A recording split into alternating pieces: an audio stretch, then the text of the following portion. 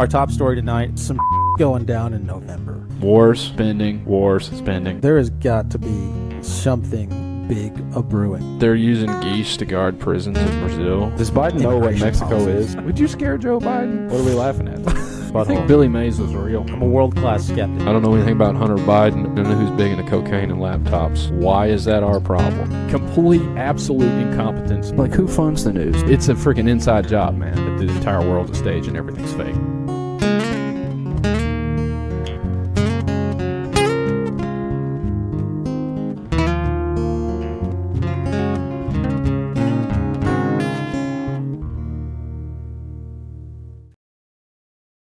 This is awkward. Okay, welcome forgot to back, add you to stage. folks, to another been a second. episode. Welcome back, now that you can see us, to another episode of Touch Me Tuesdays on the Veritas Road, where we talk about the things that touched me this week, and hopefully, if we're lucky, we can touch you too. Carson and John, back in the studio on this very chilly Thursday. We're sorry this stream is coming late. We were snowed in here in icy Tennessee. I could not get out of my house Tuesday, and my car also broke down that day. It was not a fun Tuesday, and so we were not able to stream because of that. And also, John's Road was a literal sheet of ice coming to the studio. So I guess it's Touch Me Thursdays today. Yeah, if you would finish your home streaming setup, we could have done this remotely. That's true, but I'm still moving my sister out of my house. So there is that. We did, unlike a lot of people, keep power. And we're going to talk about this storm a little bit more later tonight. I'm excited to get into that because I think that'll be interesting. Storm touch you? The storm did touch me. Yeah, it touched a lot of people. My boss and a bunch of people at work were without power, which I thought was interesting. It touched me too. It did. I'll have some things Touched to you? say. It touched you? It did. Okay. Was it a good touch or a bad touch, No. John? No. It was a bad touch? Yes. Okay. Do you want to show me on a doll where it touched you? No. Should we get some dolls in here? Can we do that? Can we get some dolls in the studio? No.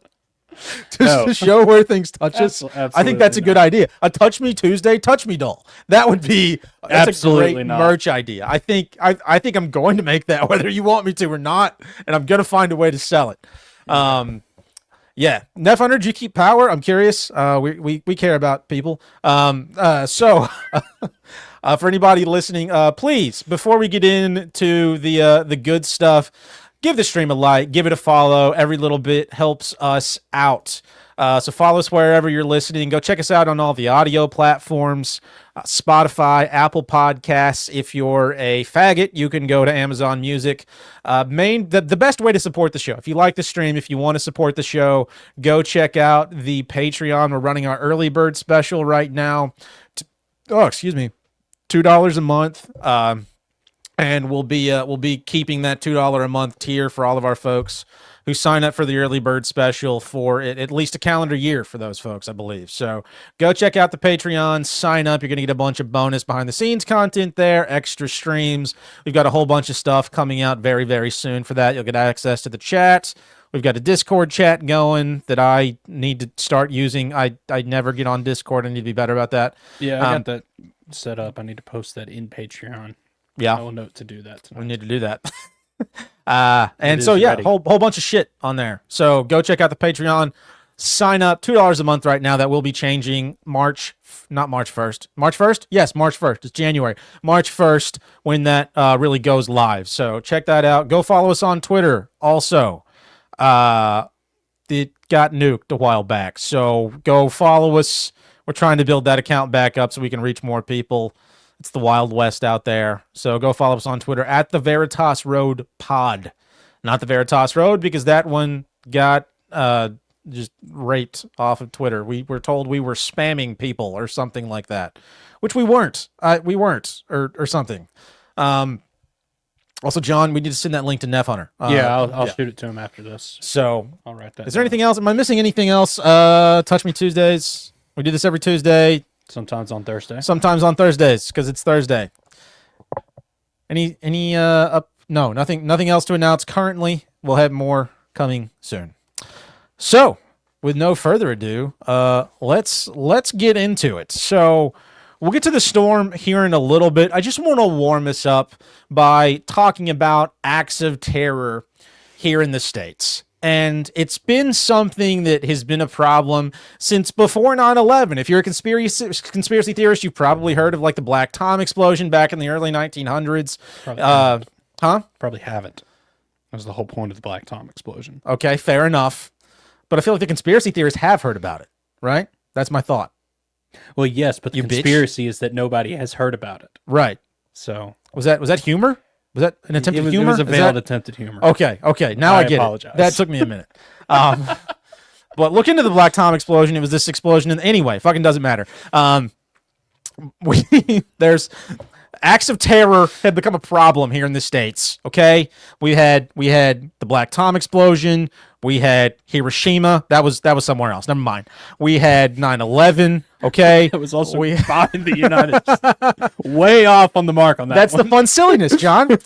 We had 9/11. We have all these mass shootings. We have stabbings on trains, and now we have people throwing apple cider vinegar at Representative Ilhan Omar, who I don't even know what I couldn't tell if it was male or female, is what state they're a representative of. Can we scroll down? I can't even remember who they were a representative of. It's in Minnesota. Okay, it was in Minnesota. Everything's going down in Minnesota right now. Let's watch this video real quick. It's great. It's great. The man was arrested after spraying an unknown liquid. The representative from Minnesota, right? And everybody was freaking out. They had the hazmat team come in, and it turned out to be apple cider vinegar. I just love this.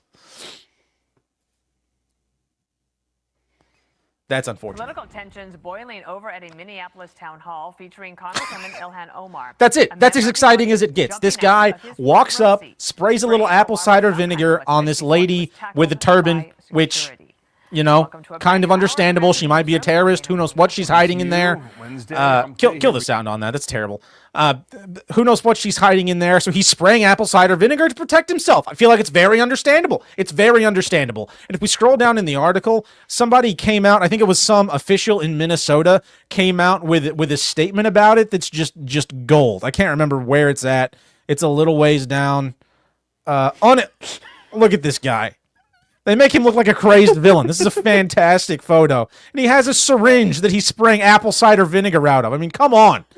But if you scroll down, there's just a little bit below this photo, John. There is a quote from, right there. Who is this? Mayor Jacob Frey wrote, "Unacceptable violence and intimidation have no place in Minnesota. We can disagree without putting people at risk. I'm relieved that she's okay, and we appreciate the police for responding so quickly." Listen, faggot. The guy sprayed a little apple cider vinegar on a lady in a turban. I feel like he could have done a lot worse, okay? In her country, they would have hanged her and probably cut her clit off for just talking in front of a man, okay? He sprayed a little bit of apple cider vinegar. I think we're doing all right. Let's all calm our tits, okay? And not call this some kind of faggy act of terror. This is an insane overreaction. Yeah, the guy's an asshole. Don't get up in the middle of a meeting and spray a syringe of who knows what on somebody. That's a dick move. We can all agree that's a dick move. He's a cunt for doing it. But at the same time, the gross overreaction of saying, oh my gosh, this is despicable, unexpectable behavior. Violence has no place in this state is the most faggy thing I have ever heard. I mean, come on. Come on. It's not a syringe of his cum. It's apple cider vinegar. It's natural. It's a health food. People eat that on purpose. Okay? It's going to be fine.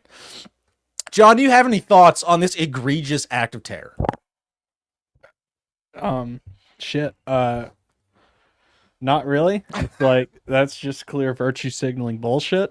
Absolutely it is. And that's about it. I kind of just got lost in your rant there a little bit, so there you go. That's what I'm here for, Mama. That's what I'm here for. I saw this on Fox, and I thought it was so ridiculous because of just the wild overreaction.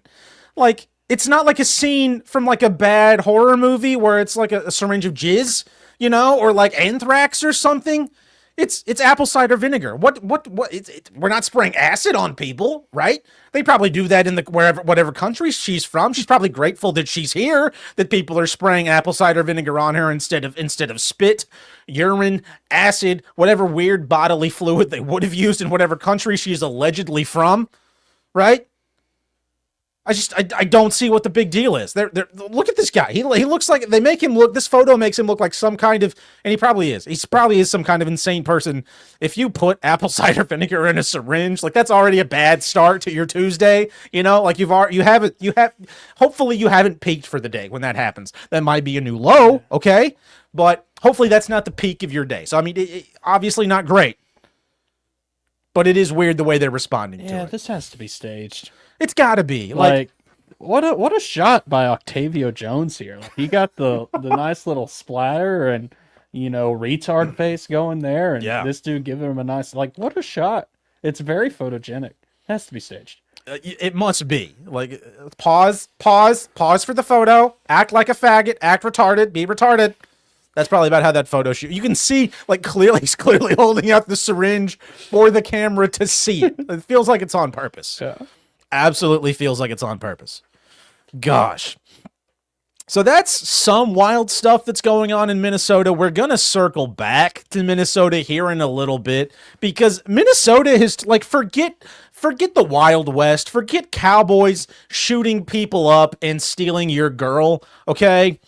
Minnesota's the new Wild West, and it's I think I might move there. I honestly think I might move to Minnesota just for the fun of it, just to see what's going on, just to watch, you know, a cop get run over and a lesbian get shot. I think it would be an interesting way to live life watching that outside of my window. I just think it would be fun. So I need to shut my mouth. Next up, let's talk about... I get horribly nervous when I see your little tagline you've written for these in our Google Doc. Yes. So it makes me scared. It makes you nervous, John? Yeah, why? Bit. It's just, they're a lot. Let's talk about let's talk about our time of the month, okay? Because we're men and we get moody sometimes, and it seems like some men out there have decided that they need menstruation aid out there in, I guess it's at it's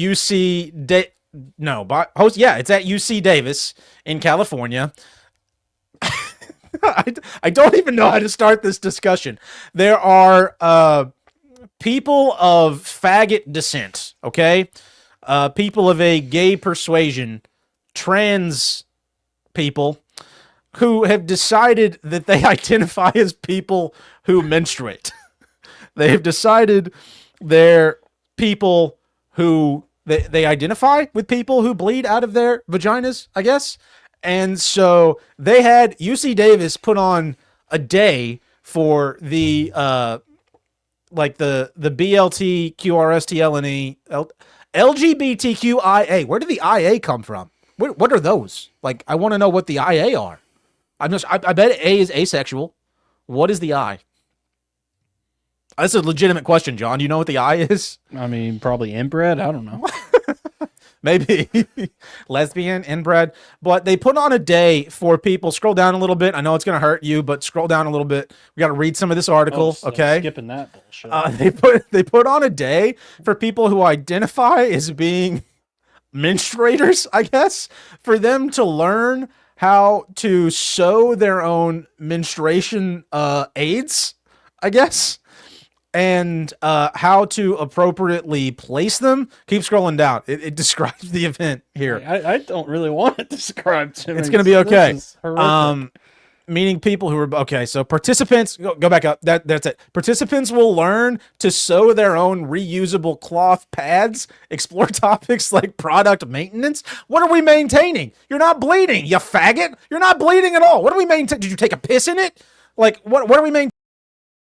Maintenance and inclusive language and build community over food and conversation. Listen, I think the worst part of this is some, like, probably obese faggot is sewing a fake menstruation pad, a fake period pad, while they're chowing down on some loaded fries and soda. I think that's the worst part. I don't want to sit down, right, next to like a pseudo the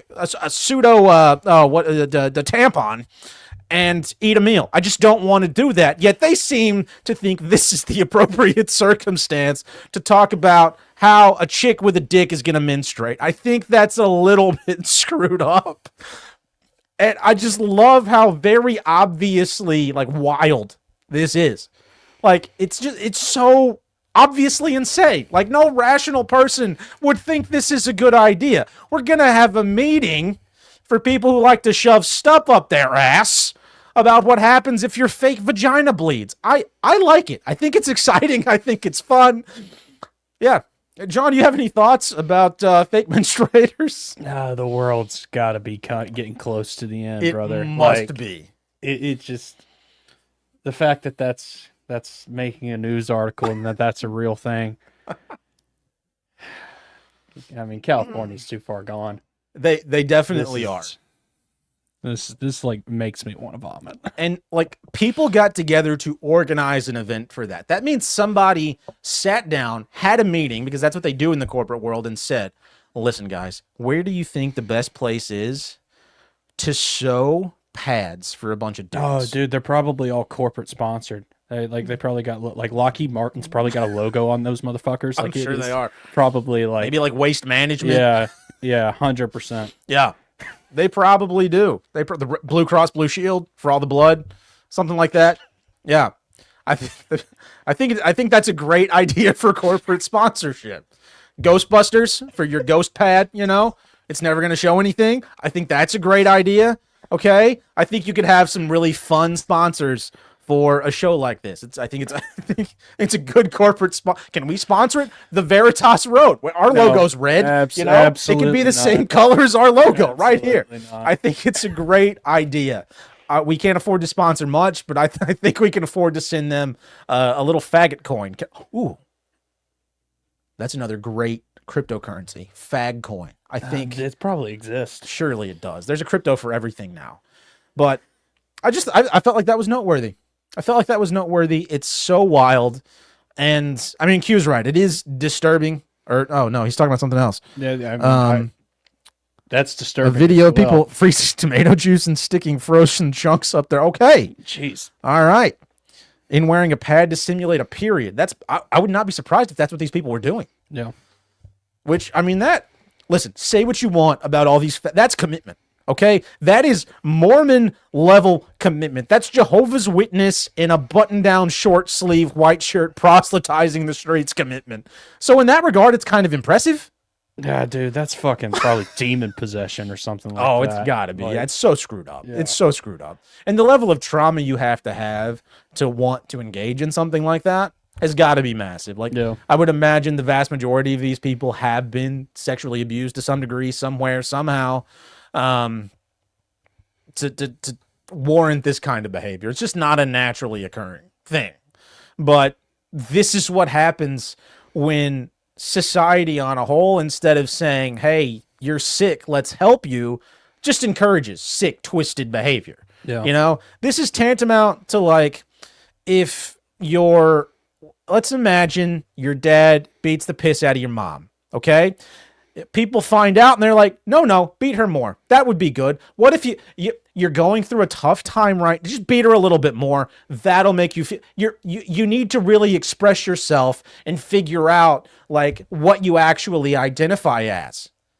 It's the same concept. Like we're encouraging mental illness. It'd be like if people found Dahmer, right, with a freezer full of flesh and we're like, we don't want you to try to stop. What we would really like you to do is find more young men to fucking put in your freezer. That's what we would really like more of. We'd like to encourage you to express your true self. That's what these people are doing. We're encouraging severe mental illness, and it's insane. It's completely insane, but it's kind of amusing when you look at it like this. They're not killing anybody, thankfully, so that's fun, right?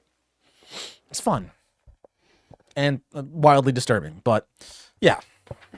All right. Anything else on that, John, before we move on? Absolutely not. Okay. So I said we'd circle back around to Minnesota. Minnesota has become like this weird Wild West, like Sam Elliott probably plays the part of like half of the people up there. I would not be surprised if Clint Eastwood has moved to Minnesota type place. And it's become one of the most politically divisive places, dividing places, I feel like, in the country at this point, which who would have thought that, right? There's all this conversation about like California, New York, Chicago. And now all of a sudden, granted, there are a bunch of liberals in, Minneapolis and St. Paul, but nobody, I don't think, would have thought of Minnesota as the place where like this weird pseudo civil war, like political rivalry thing would start to go down. Okay?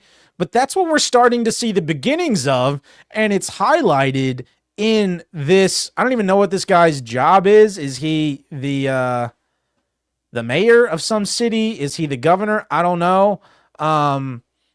It's Philadelphia's DA, Larry Krasner, calls ICE agents wannabe Nazis. Let's play the video real quick. Listen to him. We'll just play the first little bit. There should be a video up at the top, John. I thought that was the video up there. This is a photo. Oh, well, maybe it's down very clearly a photo. My apologies. Assuming. Oh, keep going. Maybe is this it? This is Alex Jones ranting. If we skip past Alex Jones or before Alex Jones, there it is. Here it is. Okay. It's the same fucking video I was playing, but okay. This is a small bunch of wannabe Nazis. That's what they are. I need to unmute. 350 million. We outnumber them. This is a small bunch of wannabe Nazis. That's what they are. Yeah. In a country of 350 million, we outnumber them. If we have to hunt you down the way they hunted down Nazis for decades, we will find your identities. We will find you. We will achieve justice. Okay. In my opinion, and we've talked a little bit about this on this show, everything that's going on in that whole damn state right now seems to be completely manufactured in a very obvious way to create as much division as possible. We talked about the whole, like, lesbian poet mother of three gets attacked by an ICE agent thing a couple of weeks ago, right? And the way, like, we're very obviously identifying like two sides and very obviously aligning those two sides of that story with the two prevailing political ideologies in the country, right? We're just taking that to the nth degree in Minnesota. We're taking that as far as humanly possible. And so we're ramping up ICE agent behavior, and we're exacerbating the obvious like pushback against that by, I don't know whether this murder was staged or not, but through that murder, through publicizing that and creating as much tension, not only in that like smaller geographical space, right, but in the political landscape en masse across the country. It's absolutely wild, but this seems like a pretty straightforward masterclass in how to completely manipulate the populace. Okay, it's just absolutely insane. This is actually, go on to the next video, John. Sorry. Absolutely insane what's going on up there. And so we have another delightful video by this young Nigerian woman here who has some stuff to say about ICE. Why did that mute? Just be doing they're that. Closer to slave catchers. And once that clicks, a lot of people get real uncomfortable real fast. I agree 100%. And here's an actual speech from Adolf Hitler himself agreeing with you that ICE and slave catchers are exactly the same thing and that there is absolutely no such thing as illegal immigration. Take a look. You've broken the law. You didn't come here the way you were supposed to. So this is not going to be a free ride. What's going to happen is you are going to learn English. You are going to go to the back of the line so that you don't get ahead of somebody who was in Mexico City applying legally. I think the American people, they appreciate and believe in immigration, but they can't have a situation where you just have 500,000 people pouring over the border without any kind of mechanism to control it. You didn't have a problem when he said it, then you don't actually have a problem, and you can spare me your selective out. Yeah. It's just absolutely insane how apparent it is how much division we're trying to create amongst just average people, because at least for me, it seemed like we had a nice lull in the political tensions there for a little bit. Everybody was starting to get on board with the idea of Trump being retarded, and that was nice, right? We had new fun unity in watching Trump do all of the wild shit he's doing, and that was a blast, okay? We're creating the Board of Peace. We're taking over Greenland. We're hanging out with Erica Kirk. We're talking to Epstein. Everybody was kind of starting to unite against recognizing all of that stuff. What do we have to do now to drive a wedge in between these bits and pieces of the populace that seem to be calming the fuck down? Something like this. It's perfect.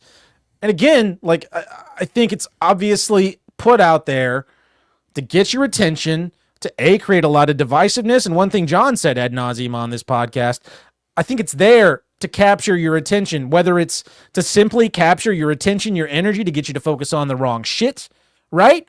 Or to pull your attention away from more important stuff. I mean, who knows? But it absolutely seems to be manufactured for exactly those purposes.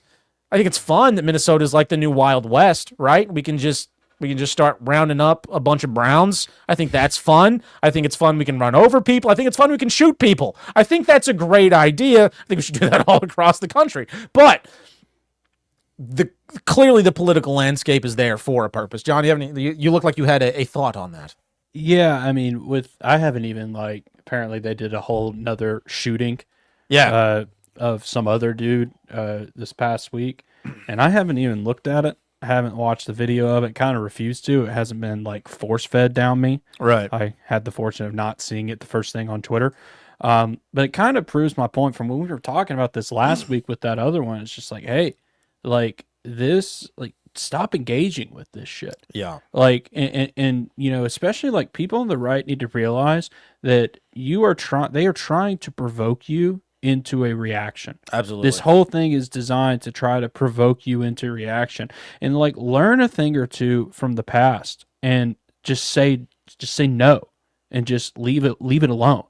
I'm starting to get kind of baffled as why is that so difficult? Yeah. Why is that so difficult for people? This is clearly, whether it's staged completely with crisis actors and AI or not, it's clearly the emotional reaction that the media is manipulating the narrative to try to get you to engage in is not staged at all, and it's very apparent. Yeah. So just turn it off. Yeah. No, you're absolutely right. I don't see why it's that difficult. Well, I think it's easy to say hey, that must be kind of difficult, and I get it. I don't tend to engage in paying attention to a lot of this stuff either, because it's not typically my thing unless we're doing the show. But I think for a lot of people, excuse me, stand by. Ugh, I had to burp. For a lot of people, this sort of story, this sort of excitement, this sort of thing generates a lot of excitement. It makes them feel like they're a part of something bigger than themselves, because most of us go to work at some corporate job where we're not actually doing anything real. You go home to a fucking miserable home life. I've described this nihilistic scene a million times, right? Everything's kind of flat, right? Work's flat, home life's flat. And so, which I also believe is manufactured. But then what are we going to do to kind of get your buy-in? We're going to give you something that's not flat. We're going to give you something that's exciting, kind of almost perverse in a way. We're going to show you somebody getting shot in the head. Okay. And that's going to generate you're going to feel something for a little bit. You're going to feel, maybe rage, maybe fear, maybe anger, whatever it happens to be. But you're also going to feel like you're a part of something bigger, because you're going to align with one of these sides, right? You're not a part of something bigger at work. You're working for some faggot asshole who doesn't even know your name. You don't give a shit. But now you feel like you're a part of some movement. You can virtue signal to other people. You can jerk off as you hang a Ukraine flag in your front yard. You can do shit like that. Now it gives you the opportunity to feel something similar to what I think people are supposed to feel when they're attached to real community. Something similar to what people are supposed to feel when they're actually working in the creator's system, but it's perverse, it's twisted, and it's obviously manufactured to take advantage of you and push you in the wrong direction. That's what's going on with this, but I see why it's so addictive. I see why it's so hard to look away, because it's put out there right in front of your face, okay, in a world of flat, still grayness, okay? A lot of people are on antidepressants. They hate 90% of their life. They're too poor to actually like enjoy living under a bridge, right? But they're not rich enough to actually have fun, have a home, have a yard, have real life and real community. So everything's flat, everything's gray. What do? We give you these bursts of excitement, these bursts of color. Sure, it's not good color, right? But we give you these, you're going to engage in them, and those are going to allow you to feel like you're a part of something. That's exactly what this does, and all the shit like this does. The Ukraine war, being pissed at Russia, all the Israel nonsense, fucking Iraq, 9/11, pick your favorite, all the fags, like all the tranny bullshit, all the ally stuff, it all exists to pull your attention away from the generated grayness. All right. Any thoughts on that, John? Yeah, no, you hit the nail on the head with when you said virtue signaling. It's like that's the way they sustain this entire system. It's just massive virtue signaling campaigns. They kind of grab the somewhat kind of natural kind of warrior like energy that people have just kind of ingrained in them, and then just pervert it into something that is putting it into nothing. Sure. Right, and you can kind of put that energy in, and it costs you nothing. You don't have to do anything. Yeah, it's perfect. It is perfect for capturing people's it's perfect for capturing a control system.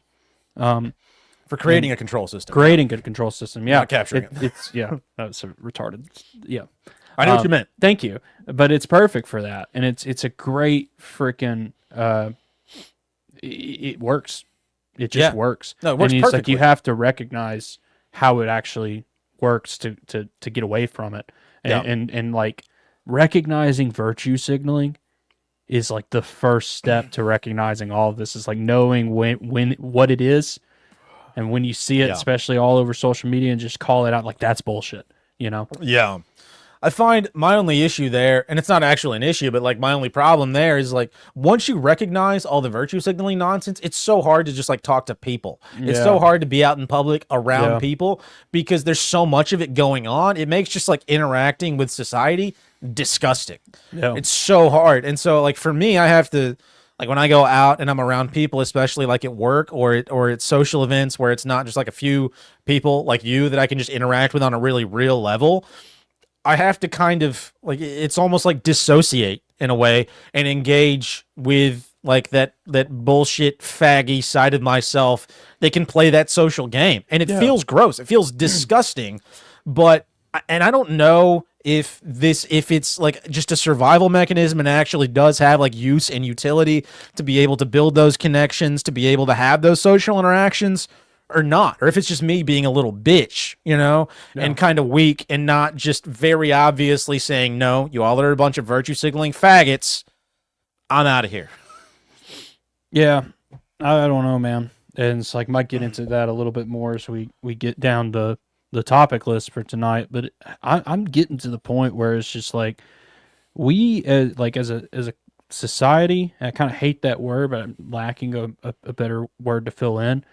We've missed the mark on not calling that out. Yeah. Because it is pervasive and it is ruining, just absolutely ruining so many things. Yeah. It's so pervasive and it's so bad.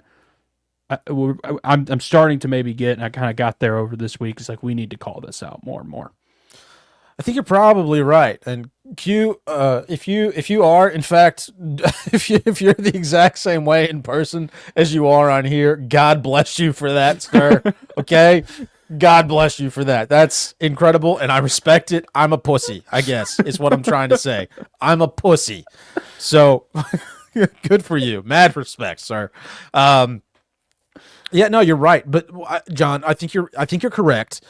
But the tricky bit of it is what happened before all this stuff was so prevalent and before people allowed it to happen. I think probably what was going on in, gosh, the more I think about it, the earlier I think it probably started going on. But for me, like, I was born in the 90s. I think it started going on when we made it like socially unacceptable to call people out for things that used to be like considered morally bad. Like, hey, I, fucked my neighbor, but it's just for fun because I'm a liberated woman, right? But in the 90s, right, it wasn't okay to say, no, you're a whore, don't do that, right? And then it was, well, I'm a little bit queer, but that's okay, in the 2000s. You couldn't call somebody out for like, hey, don't be a faggot, maybe go get help. And it's just, we've slowly pushed the needle, right, in that same direction where like it's just awkward and socially unacceptable to call those things out in a public setting such that you may actually get socially ostracized for saying those things. But I assume it probably started with some kind of like media-centric psyop, because regular communities, like, that's not the genesis of that isn't going to be in a regular healthy community. In my opinion, that had to come from some kind of fake psyop on television, maybe on fucking radio if it started happening like in the early 20th century. I don't know, but I assume that's the way it started, especially with like some of these more radical movements, like with the trans people. There's no way that organically spread across, how many people did they say are in this country? Like 350 million. That didn't organically spread across that many people. There was a media blitzkrieg.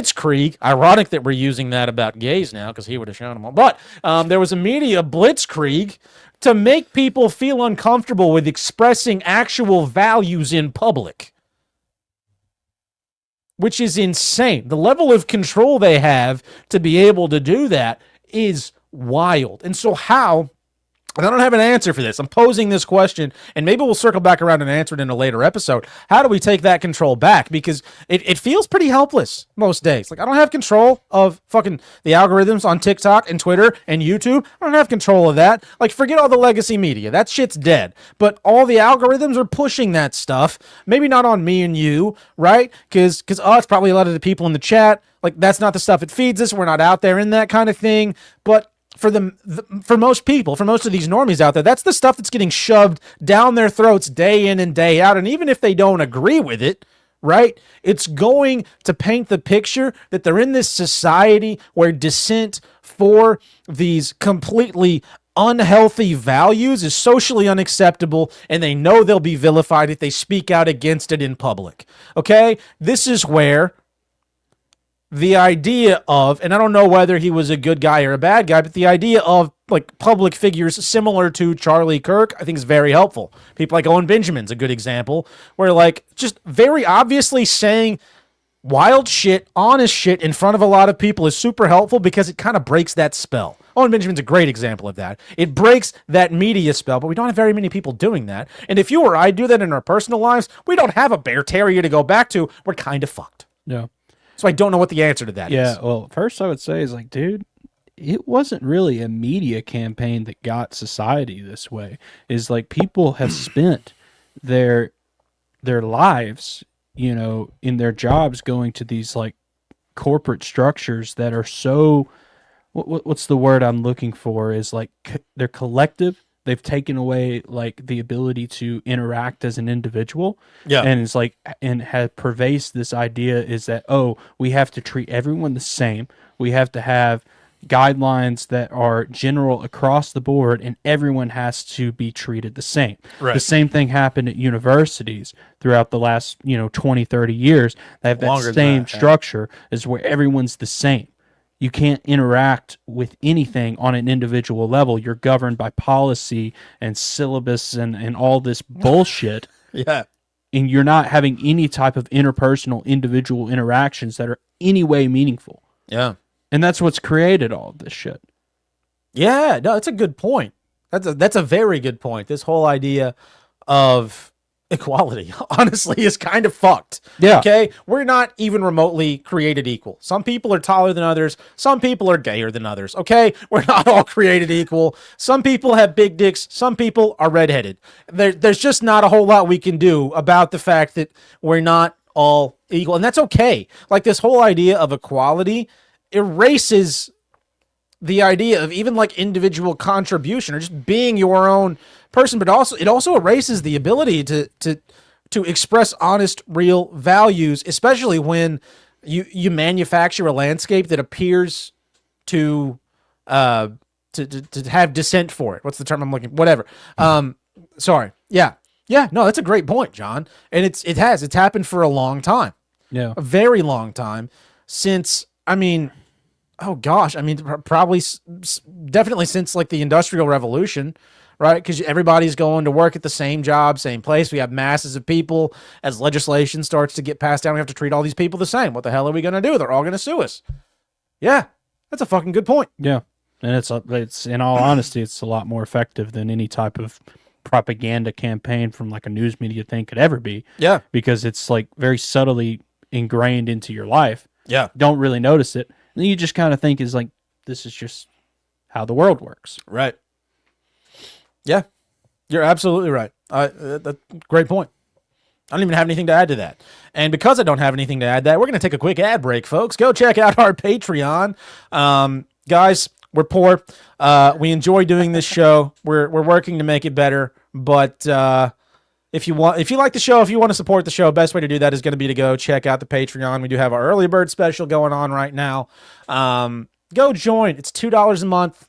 You're going to get a bunch of extra content, behind the scenes shows, extended eps. It's a good time. We'll definitely send you some stickers, and we're working on some other merch coming up sooner rather than later. But you'll get some stickers and exciting. What other exciting stuff do we have? We have a chat. We have a chat on Patreon. We have a Discord chat. Is there anything else I'm missing as far as the benefits of that go? More to come. There is more to come. Yeah. That early bird special will be live until March 1st, when that will change. So get in while you can. We'll lock in at $2 a month for at least the next year. So get in while you fit in, as the blacks say. So go check out the Patreon, like the show, subscribe if you haven't subscribed yet. Yeah. To wherever you're watching. I don't know where you're watching, but subscribe there. Yeah. Mentioned now, be sure to tune in tomorrow. We'll be dropping our ep we did with Steven of the Biblical Hitman. Oh, yeah, that's tomorrow right. at 7. We're not going to have a live ep this weekend because you've got crap to do. So yeah, going to be dropping that tomorrow at 7.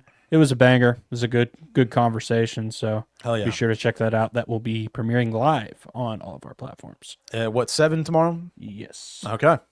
So tune in tomorrow. That'll be good. I might rewatch that. I'm going to be in a hotel in Alabama, so I might rewatch that myself. It's kind of arrogant rewatching something I was a part of. Actually, I'm not going to do that. But all right, back to more interesting stuff. So Minnesota's fucked. We went over that. Let's talk about, though, on the subject of ice. Let's talk about I don't know. This is tinfoil hat time. So I personally think it's a little strange that in the year of ice, being like such a big thing in Minnesota and all these other places, Trump is sending ice out everywhere to grab everybody, that we have. And again, this is me speaking directly from my butthole, that we also have this giant ice storm across like half of the country. Okay. I think it's a little weird that we have all this ice activity in Minnesota, and then a bunch of ice activity throughout the rest of the nation. I just think that's very strange. Very strange. Could that just be a coincidence? It absolutely could be. Okay? But I think it's odd. Now, another thing that was odd, and I'm sure folks have heard reports about this, there's all this talk about the snow that fell during this latest ice storm, even as far south as places like Texas, not melting. Now, I've seen videos of it. I'm still not sure what to think about it, but people are collecting this ice, and go ahead and play this video, John.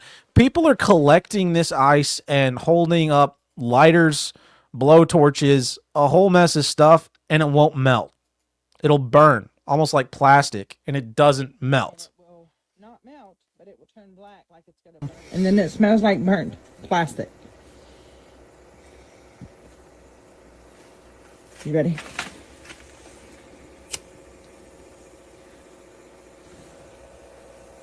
turning black. Snow is supposed to melt. Thank you, man. They say it's bioengineered. Look at that. Black. That's the second one.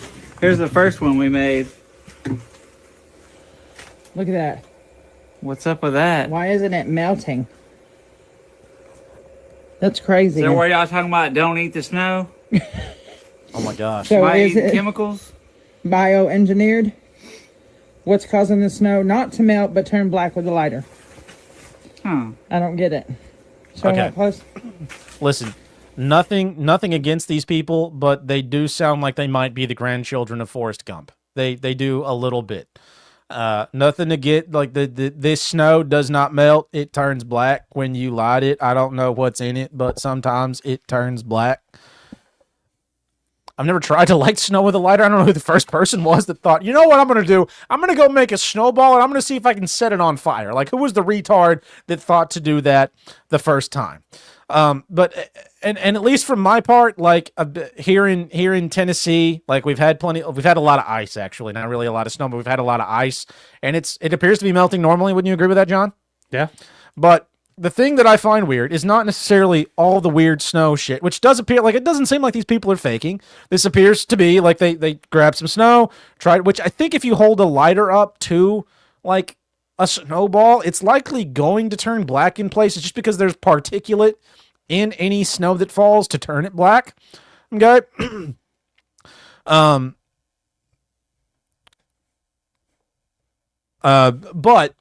it is odd how many reports of this have gone on out there.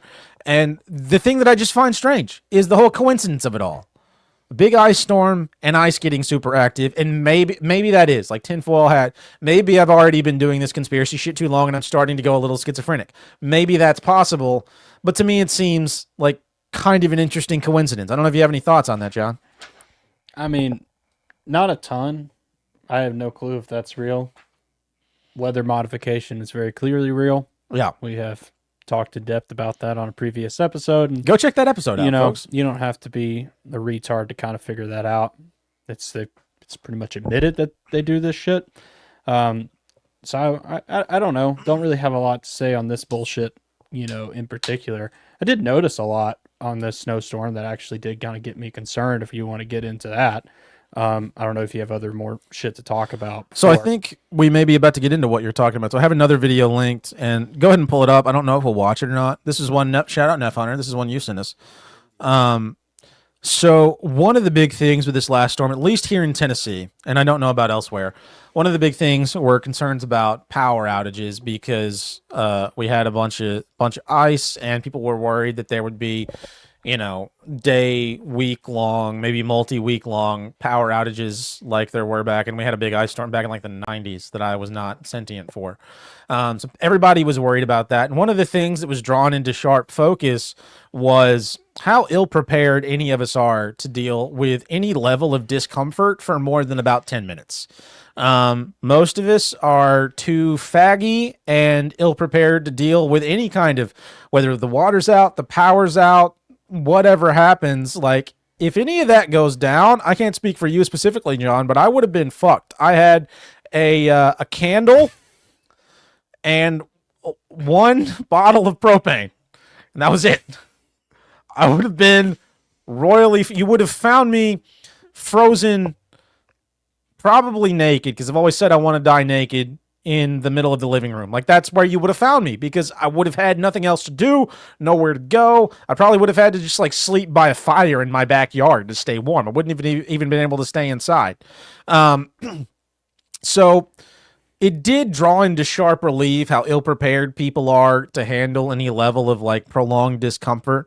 But for me, it also seemed to come like with the snowstorm came this seemingly almost manufactured level of worry. Like, it seems like there was something in the air forcing people to panic. And we get a lot of that down here. We don't get a lot of snow down here in Tennessee. So anytime there's a flurry in the forecast, everybody goes and gets the ingredients for French toast immediately. Bread, milk, and eggs. We got to have those. But there seemed to be a little something extra this time. And I don't know what it was. but it was a little bit odd. Like the level of fear and panic that came from this last storm seemed, to me, a little extra manufactured. I don't know if any of that touched on the thoughts you wanted to share, John, but go ahead. I mean, it got close. What I kind of saw... Oh, shit. Son of a bitch. What have I done? Oh, okay. Sorry. What I kind of saw was I saw a weird kind of resurgence of a lot of 2020 mentality. Do tell. I'm curious. So I don't know if this is the same way for everyone else, or if you were paying attention to some of like the town Facebook groups and some of the way. Well, a lot of the ways people were interacting on those was this same type of 2020 virtue signaling bullshit that was very pervasive. It was a lot of this like, oh, I'm staying home and I'm staying safe. Yes, it's like, what are you idiots doing out on the roads? You're gonna kill a damn lineman. Like, what are you doing? Like, what are you doing? It was this kind of virtue signaling, like fear-based bullshit that was going on. And I was just thinking, it's like, man, 2020 really did a number on a lot of people. Absolutely, and it did. This type of mindset that they have instilled in people, it's a lot more pervasive than I kind of thought, because it was like, replace Corona with ice, and it was the same.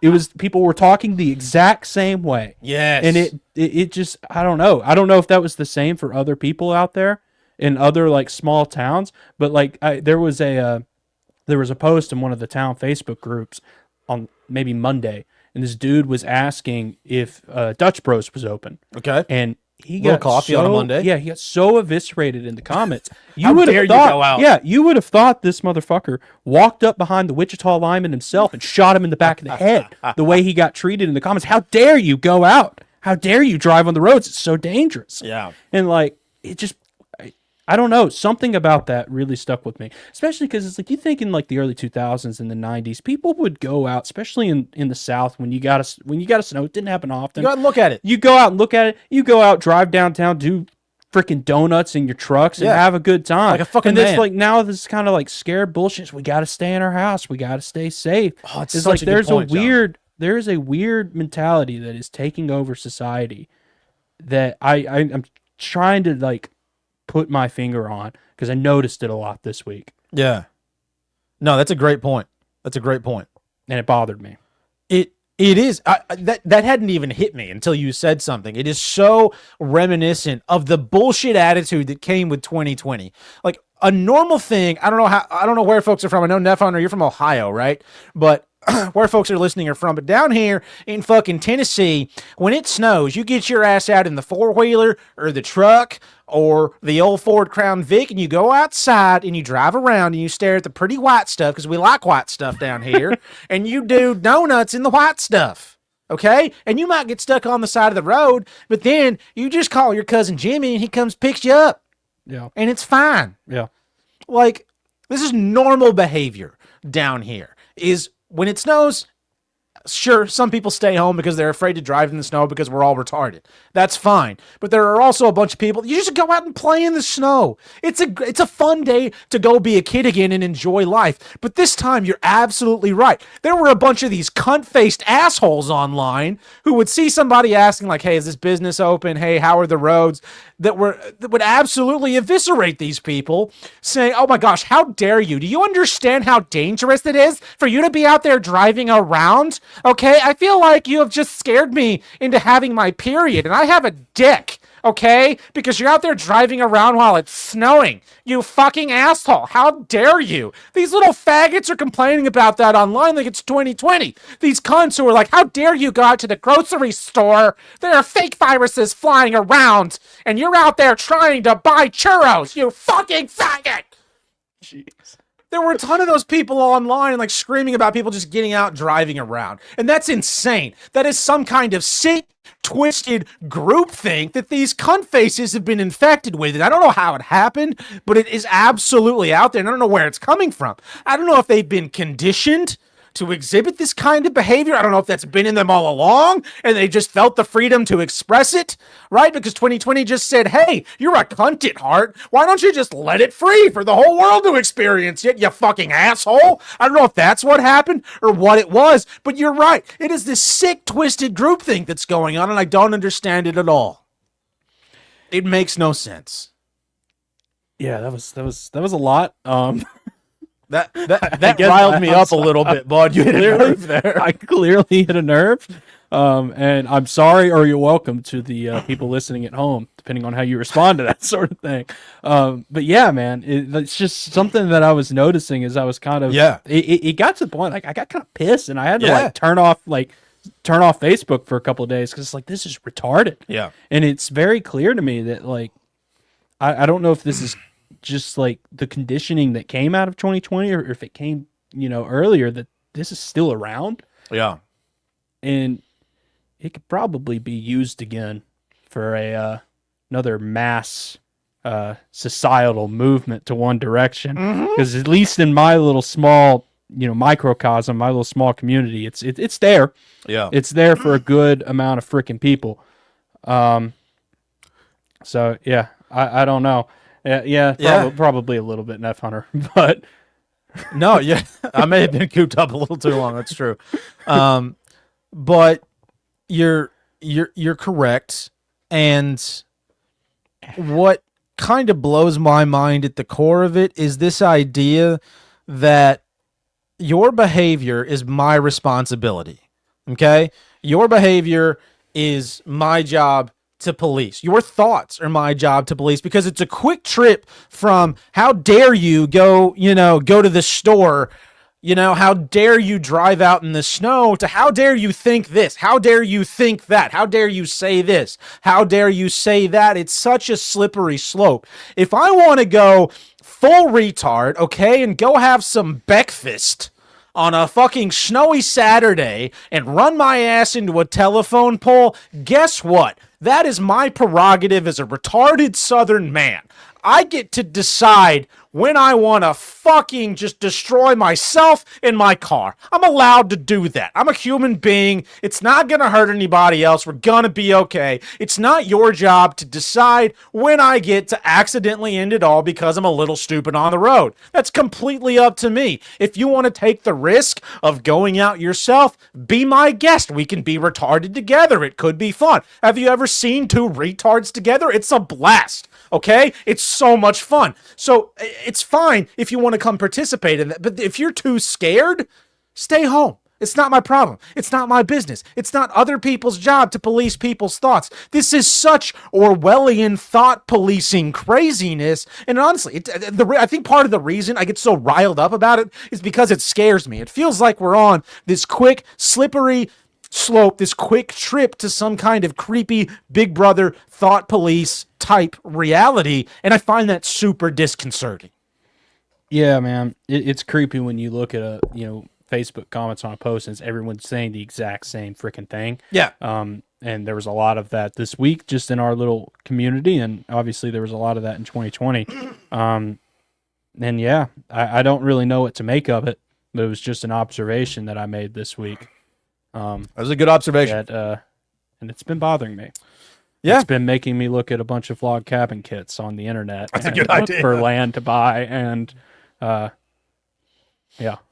Yeah, no, I absolutely support that concept, because it does feel like it's so easy to push people that direction now. So easy to push people that direction now. Yeah, especially when you like really just inundate.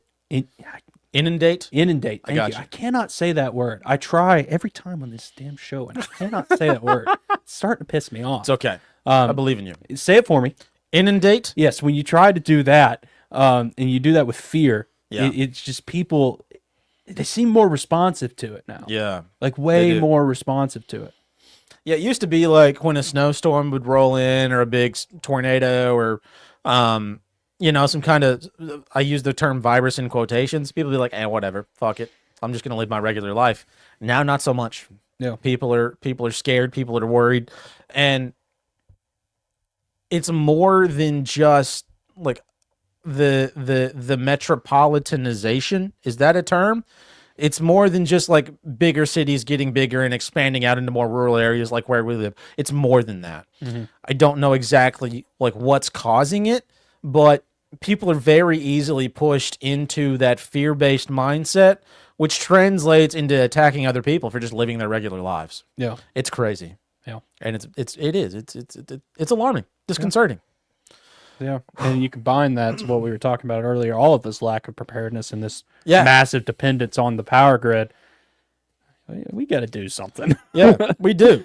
We absolutely do. Son of a bitch. So, yeah, we need to start not being bitches. That's step one. Don't be a little bitch. We're working on that. In light of the idea that we do need to be more prepared, Nev Hunter sent me this video, and I thought it was super interesting. You already have it up, John. It was the one you were on. This whole idea of energy systems, and there's all the talk about like the potential energy systems they may have had back in Tartaria, but this is one I honestly, self-admitted ignorance here, folks, hadn't heard of before. The idea that radium may have been used in a lot of energy sources back in the day. So let's just play a little bit of this. I think it's super fascinating. We'll have to look into it more later. Another energy source of the old world. This guy's voice is so sleepy. And left out of our history books in large part. And if you pause to read some of these articles from the past, I think you'll know why it's left out.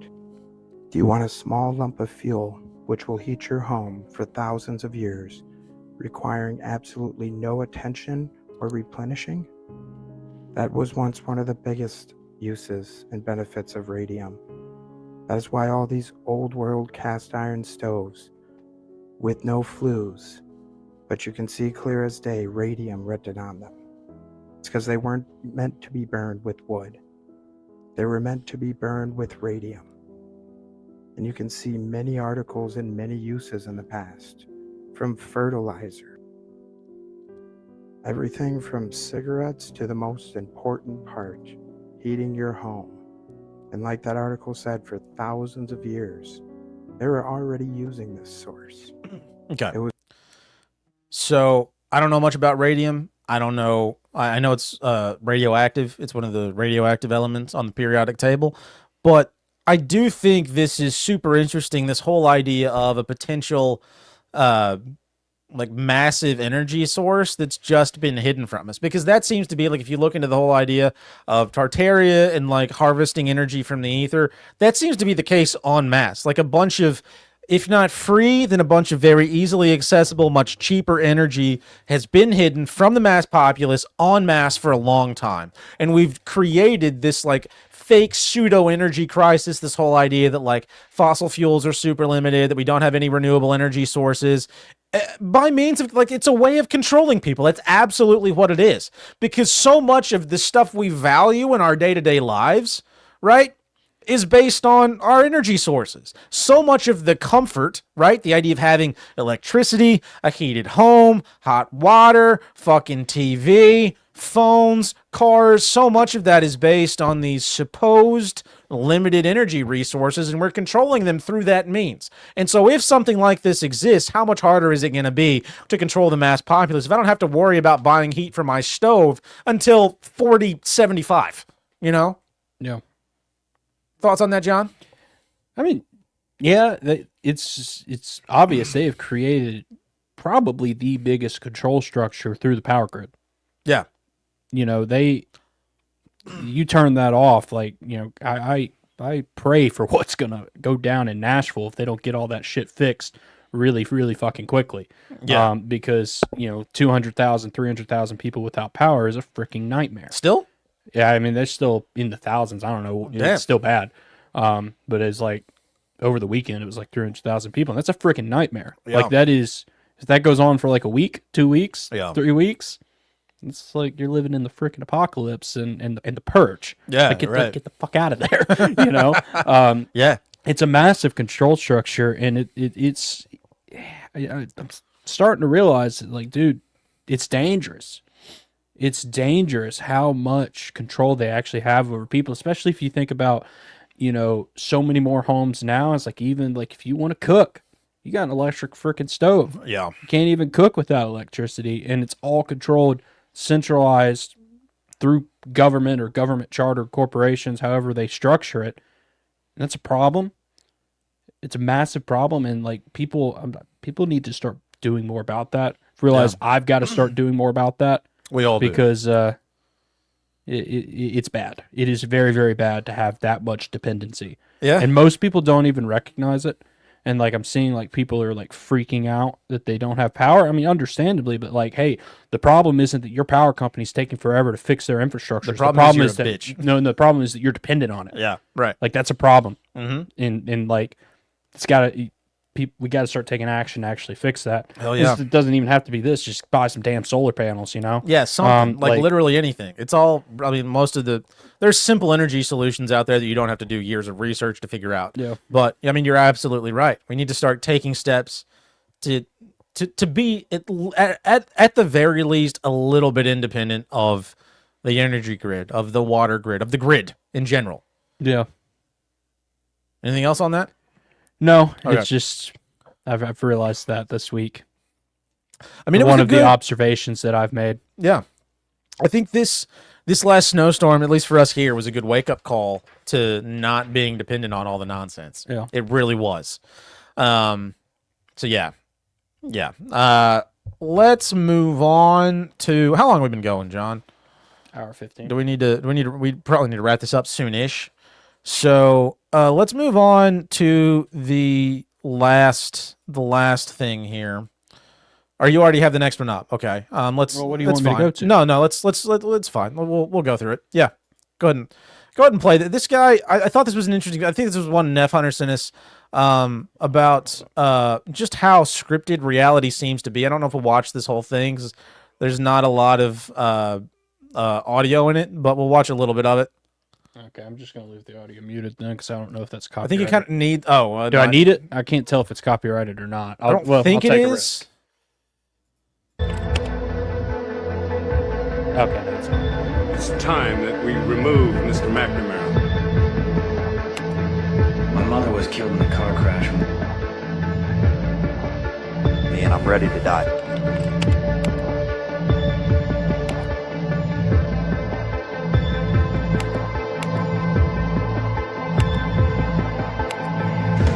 Charlie.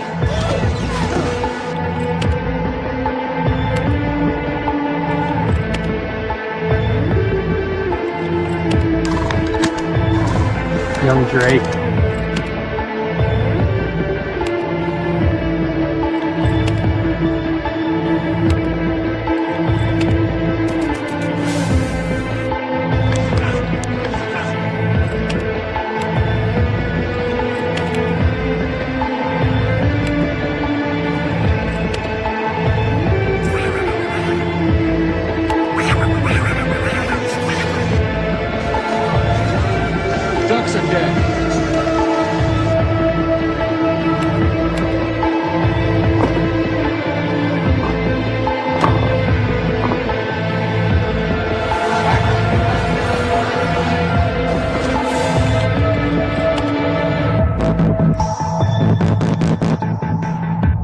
Okay.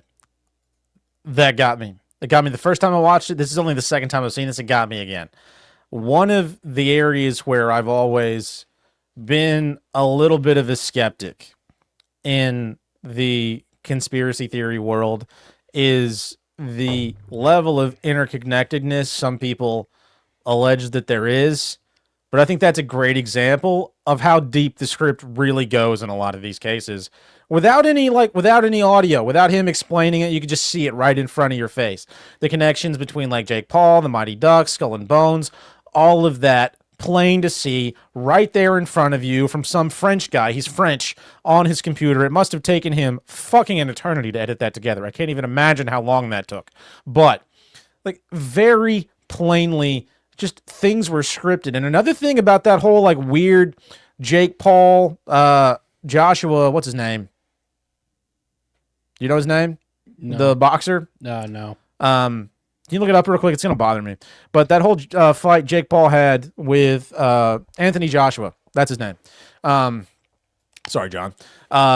Like, that was weird in and of itself because I don't know if you saw any of those videos, John, pre-fight, but one of the things they talked about... It's just the one where he got his jaw broken or whatever? Yes, okay. But... Anthony Joshua, one of the things he kept repeating was he wanted to steal Jake Paul's soul. He wanted to wear him down and steal his soul. Thanks, Q. And to me, it seemed a little weird and culty. And looking at this, now I see why. all the connections with Skull and Bones and all of that. And I don't know how much more I really had to say on this other than it is wild seeing all those connections and how scripted a lot of this stuff seems to be. It's just insane. Go on and head to that next link that's under it. Okay. This whole idea of reality being scripted, I think, is interesting, and to me, there's an element of embedded in this, and maybe this is me trying to connect things that really aren't, but the way that the things that you bring into your life, the frequency that you allow to shape your life, legitimately shaping your life, and the way your life goes, the way your mind works, the way your body functions. And I thought this girl had a very interesting take on the idea of music and frequency. This may have been another one Neff Hunter sent us, I can't remember, but music and frequency and the way it affects your like a mind-body connection and the connection you have to the creator. Can either make or break you on a biological level. And this is why I personally stopped listening to music altogether. I'm going to show you what I'm talking about, but I have to say, I'm like a year and a half off of listening to music. My mental clarity is so much better. I feel like I retain information. I learn faster. I can read more. I'm less irritated. I feel that my discernment sharpened a ton when I stopped listening to music. And now that I know what I know, it feels so obvious to me, so I have to share it with you guys. This is called cymatics. It is the visual proof that sound has form. Sound organizes matter. If I play a healing frequency near you, the molecules of your water organize themselves into sacred geometry. You feel at peace. In 1953, the International Organization for Standardization, strongly influenced by the money of the Rockefellers and the American Navy, decreed that all the music in the world should be tuned to 440 hertz. Suddenly. So, personally, I think this is super interesting because our bodies are mostly what? Answer? Water. Thanks for asking. So, in that regard, I think it's very obvious that frequency...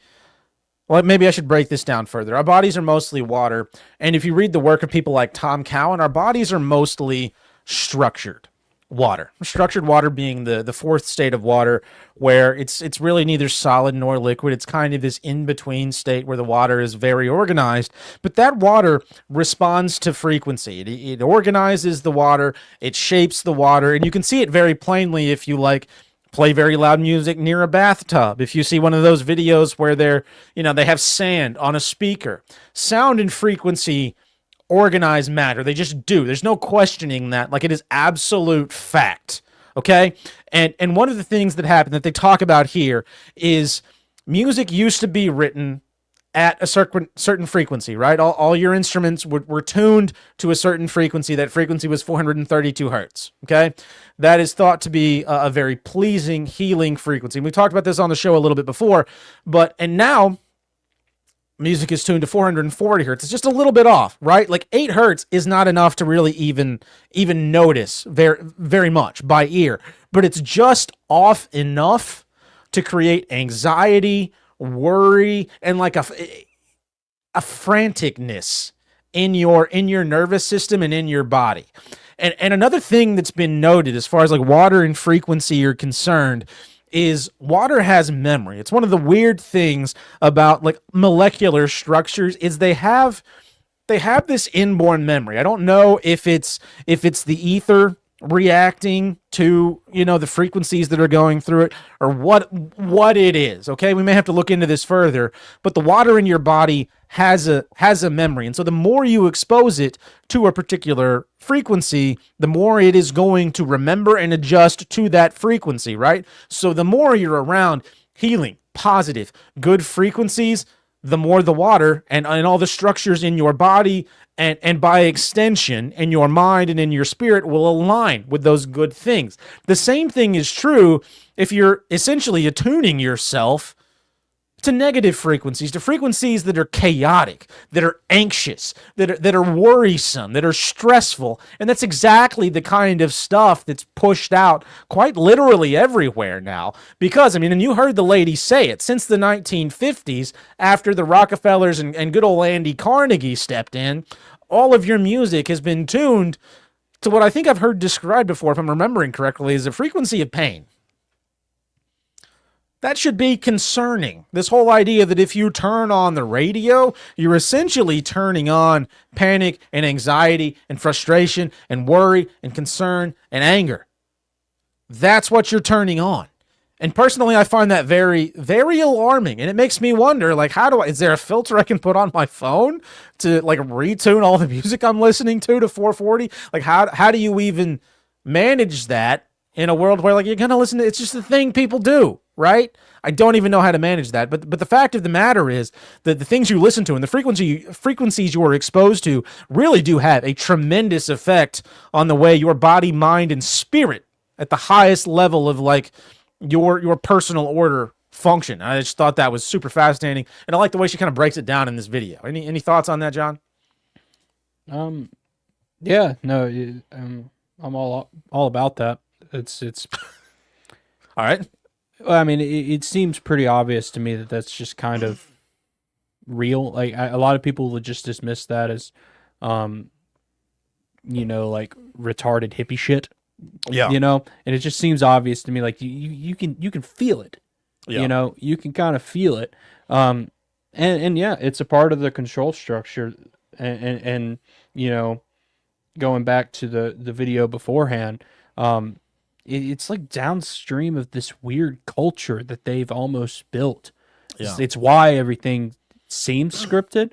Is like, even if it's not, they've built this weird freaking culture in like the elites and in that space. Because I was thinking as we were watching the first video about the Alti and Childs video. Oh, and gosh, it's just like, it's hard for me to comprehend that it's like, oh, everybody's in on, you know, a very orchestrated game, and they're not. They're just in on a culture. Yeah. Like, right, not everybody's bought in. They don't Right. have to be. They just understand that if I want to play this game, if I want to be a part of this, I know what the culture is. Yeah. And just, I'm going to be a part of that. That's a good They point. don't have to a lot of them probably don't even understand it. Yeah. You know, especially like the lower down you are in that, you know, kind of Hollywood system. They just know it's like, hey, this is how this place operates, and I'm just going to be a part of it. That's a good point. Yeah. And I think that's probably where some of like the gaslighting of the truth community comes into play. Yeah. Because people will make these almost fantastic claims, like every single person you've ever seen is in on it. And some of those probably are a little bit ridiculous. All of these people can't be in on every little thing. But how do you kind of circumvent that if you're the people kind of controlling the game, right?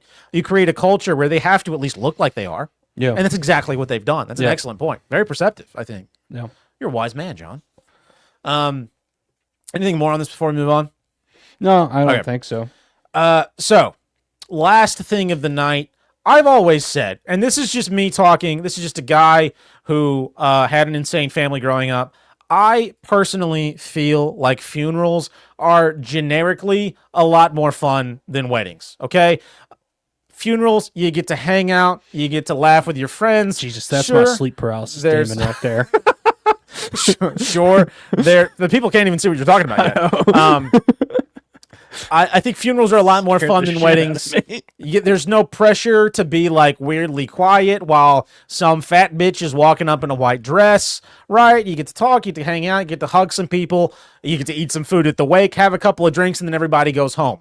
Weddings are stressful. They're excessively organized. There's this insane lady in a white dress bitching at everybody. Her mom's bitching at everybody. Her dad's acting like a cuck over there in the corner trying to pretend he gives a shit. There's a groom who's just horny and trying to get to the hotel room. They're not fun, okay? Weddings aren't as fun. Everybody feels pressured to dance, even if it's awkward. They're just not a good time. Funerals are a lot more fun, and nobody has carried on that legacy, I think, more than Erica Kirk. And I love the fact that she is carrying that on in true American fashion. I really appreciate it, but it does make you wonder what the hell is going on with her. I just think this is a fun, like, where are they now type segment. There was a lot of coverage of her during the shooting, and I think we can just take another look at it and see what's going on that does look like a sleep paralysis demon presently. You're right, John. Let's play a little bit of this video. Battle with that and the fact that I'm blonde. Erica Kirk connects to all these celebrities. In this shocking video, I've uncovered the haunting truth about Erica's placement into the mainstream world. Not taking you seriously, narcissism. This information is so unknown, I'm heading onto Yandex, a Russian search engine, and it even tries to block this as private. But by using cached pages, it all starts to unravel. The resume for Model Management Group, and most notably this insert here with Ivana Chubbuck. This becomes insane. The most well-known actors in the world give incredible positive feedback, with even Halle Berry stating, Ivana Chubbuck is the premier acting coach of the 21st century. This isn't some run-of-the-mill coaching. This is the world's best. As a branding opportunity rather than just being a typical pageant girl. I don't even put it on my resume, to be honest with you. So a little weird that she's so heavily aligned with a bunch of big name celebrities and an acting coach that's produced a bunch of big name celebrities. It's just a little strange. Doesn't necessarily mean anything. A little odd that she's associated and maybe ran an organization that trafficked a bunch of kids. Again, a little bit odd. Doesn't necessarily mean a whole lot though. Maybe, maybe not. So let's check out this next video. So this is again where I say I really appreciate the way that Erica Kirk really brings the whole idea of funerals are more fun than weddings to life. I like it, and I think it's fun. Oppan Gangnam Style. Gangnam Style. Oppan Gangnam Style. Go ahead and cue up the next one, John. To me, this is obviously a woman who is deep in grief for her lost loved one. I can't remember the last funeral I went to where there wasn't a trap door in the floor and people doing the Running Man. I think the last one that not even my dad's. I think we were actually doing the Running Man at my dad's, but that was a long time ago. It was like 15 years ago. So, and then here we are again. We're very mournfully enjoying some pyrotechnics. Real? I don't know. Yeah. I appreciate the mournful nature of those fireworks, and I think it's very respectful of the dead. I really enjoy that as well. So, I just think, and we don't necessarily have to play it because he's speaking French the whole time. It's just interesting how, we made sure to pull literally everybody's attention that direction. I know you like to talk about that a lot, John. But B, it makes me wonder, in the grand scheme of things, with all the control they appear to have, right? Was somebody like Charlie Kirk, who at least on the surface appeared to be a guy who was in it for all the right reasons, right?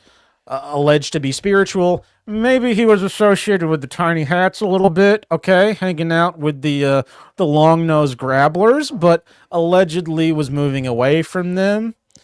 Was he like a patsy, or was he in on it? Because now we have people like Candace, who were clearly, in my opinion, moving to capture a lot of the attention and push it a particular way as well. That also seems manufactured to me at this point. I don't think she's just some person who left politics. Now she just has her own show. It's just wildly popular. She just happens to have a massive audience and pushes them toward noticing very particular things. That can't be a coincidence. So what's really going on? For me, he could have actually been a patsy. I don't know. He could have been some sweet guy from fucking Idaho or wherever he was who was just used in a terrifying operation. I don't know. And if that's true, that's a terrifying level of control to have. I think it's scarier if he is a patsy. I think it's scarier if he was just a good guy who was used by the system and pushed this direction. Unpopular opinion, but I think it's scarier that way. Thoughts, John? No, you're right there. That's probably what happened. You know, like I said, it's like the biggest thing going on there is like it's not necessarily a massively orchestrated, everybody's in on the plot. Is a lot of people are, but they have created a culture where people know kind of how they have to act. They know kind of what they have to do to be a part of it and to play the game. They don't necessarily know like where it comes from. Yeah. Right. They probably don't know that it's like, hey, it's actually satanic, But they know how to fit in. Yeah. And there's a lot of that, and he was probably one of them. Yeah, I mean, that makes me wonder, because I always had questions about somebody who was that big, that popular, but I'm an asshole, and I just assume everybody is doing things for negative, selfish reasons. Seemed like a really, honestly, genuinely good dude. So I wonder if he was just a legitimate patsy who, happened to be in the line of fire there, and it's super sad. I mean, the thing is, it makes, in the grand scheme of it, it makes no difference.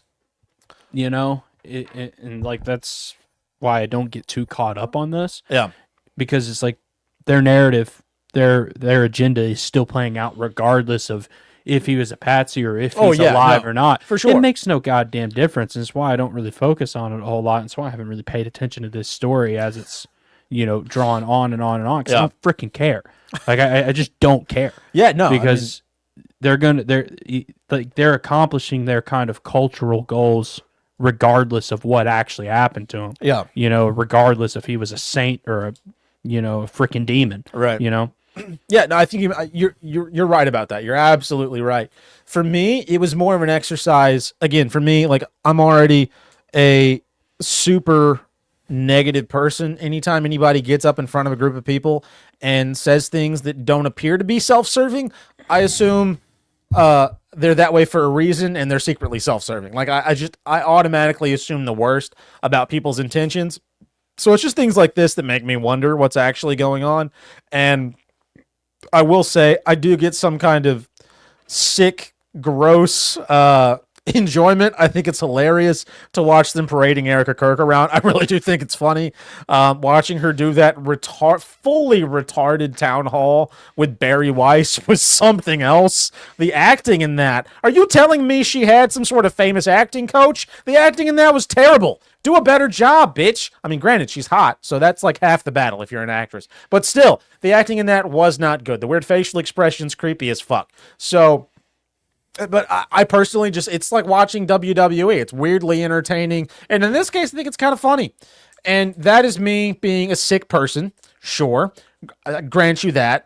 But I do find it entertaining. And maybe that's a problem. I don't know. I mean, that's probably a healthier response than engaging with it and thinking that it's serious and real. Oh, no. I mean, for sure. For sure. That's healthier than, watching Candace Owens daily and figuring out, it's like, what bombshell news is she going to drop in the Charlie Kirk story? I know. Yeah. It's like, it's a little less retarded. So I wholeheartedly agree. So maybe I'll keep doing it. So, folks, I think that's about all we have tonight. Do we have anything else in the Twitter or in the Instagrams?